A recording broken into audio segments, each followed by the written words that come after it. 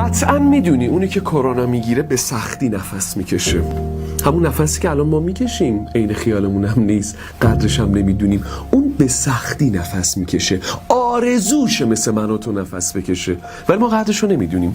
نمیخوام فکرتو بد بکنم ولی یه لحظه فکر کن خدایی نکرده کرونا گرفتی و نمیتونی نفس بکشی. آیا چیزهایی که الان داره تو رو ناراحت میکنه و فکرتو درگیر میکنه اون موقع هم فکرتو درگیر میکنه یا نمیکنه؟ نه، هیچ وقت. چون یه موضوع خیلی بدتری برات پیش اومده. میخوام این رو بگم، یکی از تکنیک‌های فوق‌العاده برای داشتن حال خوب توجه به داشته ها و نعمت هاست. چیزی که داریم و خوب ببینیم. 1000 تا دلیل وجود داره. کسی که بخواد حال خودش رو خوب بکنه بالاخره دلیلش رو پیدا میکنه و کسی که بخواد حال خودش رو بد بکنه بالاخره بهونه‌ش رو پیدا میکنه. تمام.